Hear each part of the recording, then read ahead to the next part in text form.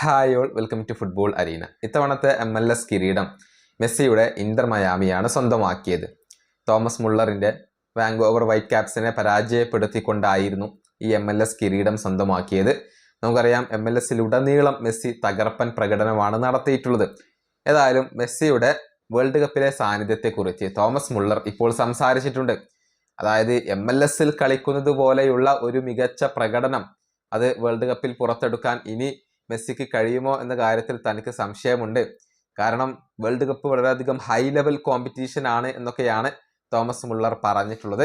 അദ്ദേഹത്തിന്റെ വാക്കുകൾ ഇങ്ങനെയാണ്: തീർച്ചയായും മെസ്സി ഒരു ടീമിൽ ഉണ്ടെങ്കിൽ അദ്ദേഹത്തിന്റെ സാന്നിധ്യം ടീമിന്റെ മൊത്തത്തിലുള്ള ബാലൻസിനെ തന്നെ മാറ്റിമറിക്കും.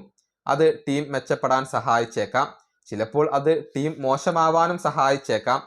MLS ഫൈനലിൽ മെസ്സിക്ക് ബോൾ ലഭിച്ചപ്പോഴെല്ലാം അദ്ദേഹം അപകടങ്ങൾ സൃഷ്ടിച്ചിട്ടുണ്ട്. ശരിയായ ഏരിയകളിലേക്ക് കടക്കുകയും ഒരുപാട് കാര്യങ്ങൾ അദ്ദേഹം പ്രവർത്തിക്കുകയും ചെയ്യുമായിരുന്നു. പക്ഷേ വേൾഡ് കപ്പ് പോലെയുള്ള ഒരു ഹൈ ലെവൽ കോമ്പറ്റീഷനിൽ ഇങ്ങനെ കളിക്കാൻ മെസ്സിക്ക് സാധിക്കുമോ എന്ന് എനിക്ക് സംശയമുണ്ട്. ഇതാണ് തോമസ് മുള്ളർ പറഞ്ഞിട്ടുള്ളത്. അതായത് MLS-ൽ പുറത്തെടുക്കുന്ന ഒരു മികവുണ്ടല്ലോ, അത് വരുന്ന വേൾഡ് കപ്പിൽ പുറത്തെടുക്കാൻ മെസ്സിക്ക് കഴിയുമോ എന്ന കാര്യത്തിൽ തനിക്ക് സംശയങ്ങളുണ്ട്. MLS-ൽ ലഭിക്കുന്നത് പോലെയുള്ള ഒരു സ്പേസ് ഒന്നും മെസ്സിക്ക് ലഭിച്ചേക്കില്ല എന്നാണ് ഇപ്പോൾ തോമസ് മുള്ളർ പറഞ്ഞിട്ടുള്ളത്. ഏതായാലും വരുന്ന വേൾഡ് കപ്പിൽ മെസ്സി അർജന്റീനയ്ക്ക് വേണ്ടി ഉണ്ടാകും. കഴിഞ്ഞ വേൾഡ് കപ്പിൽ അദ്ദേഹം നടത്തിയ ആ ഒരു പ്രകടനം അത് ആരും മറക്കാൻ സാധ്യതയില്ല. 5 മാൻ ഓഫ് ദി മാച്ച് പുരസ്കാരങ്ങൾ മെസ്സി സ്വന്തമാക്കിയിരുന്നു. അതിന് സമാനമായ ഒരു പ്രകടനം തന്നെയാണ് വരുന്ന വേൾഡ് കപ്പിലും മെസ്സിയിൽ നിന്ന് ആരാധകർ പ്രതീക്ഷിക്കുന്നത്. ഈ വീഡിയോ അവസാനിപ്പിക്കുന്നു. അടുത്ത വീഡിയോയുമായി വീണ്ടും കാണാം.